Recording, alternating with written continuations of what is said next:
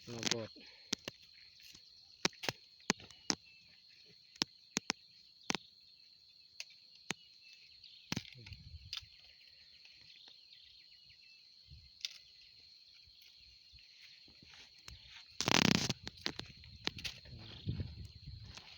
ตัวมาใส่หมอกขี้นอนอ่อนได้หลายอยู่ตักนอยอยู่ให้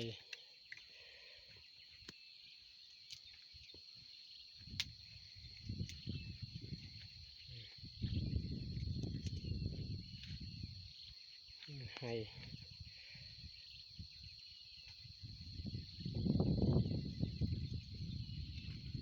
ถ่ายบรรยากาศถ่ายเบิ้งพี่น้องรับชมหาโนของไร่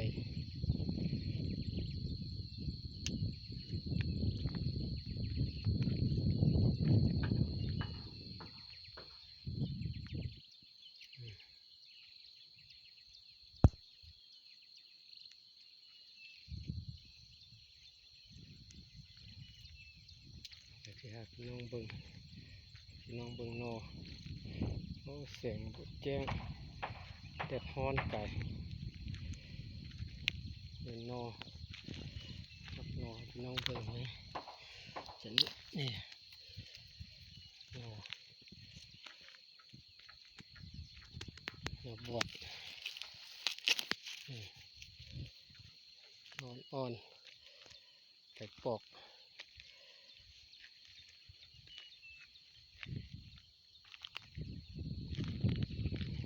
น้องเบิ่งนอ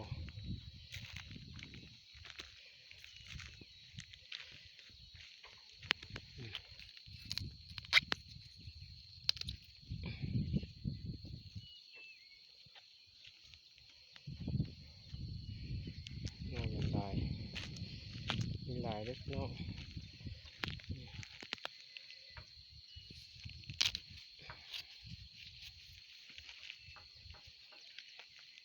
รับนอพี่น้องเบิ่ง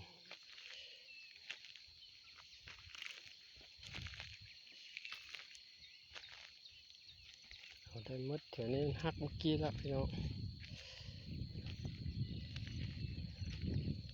หลายอยู่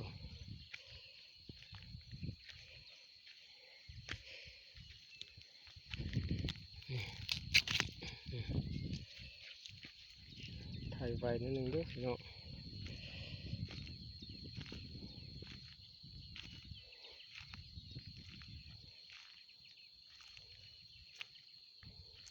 น้องงาม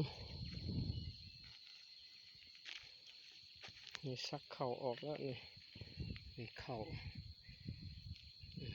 ให้ออกแล้วนี่เบิ่งนอ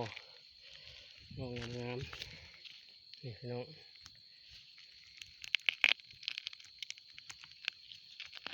นี่งามนี่กระแมน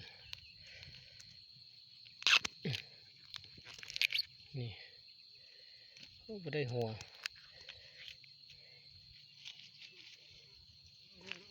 โอ้มีแต่นองงามนองใหญ่ๆนี่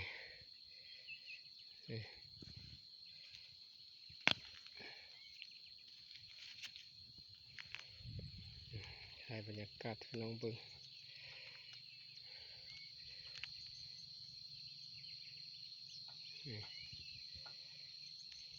บรรยากาศอยู่ให้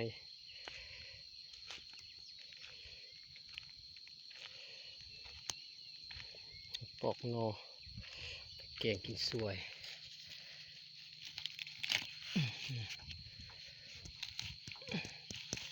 นอลาย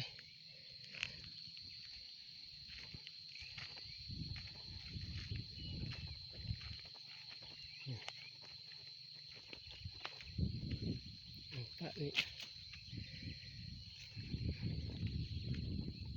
เดี๋ยวพอแกงแล้วลมพัดวอยๆพี่น้อง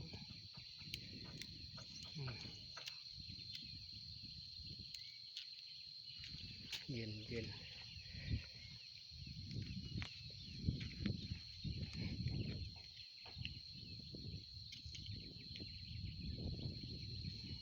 ปดแจงอันหนึ่งถ่ายนะกินแดดหมด